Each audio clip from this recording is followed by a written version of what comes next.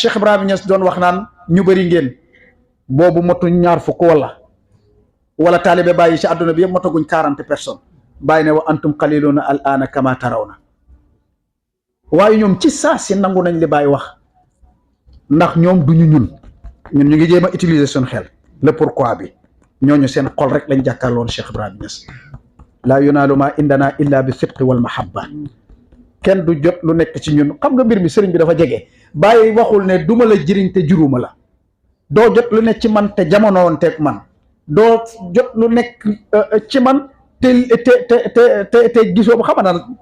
waaye daf ne laa yunaalu ma indana illa bi sidqi wal mahabba bëgg ak dëgg ku ne mu ngi sa njegenaay jarul dem tool jarul dem université jarul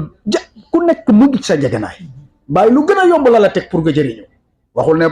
duma la jëriñ te jàngoo duma la jëriñ te yaruma la duma la jëriñ te mokkaloo alxuraan duma la jëriñ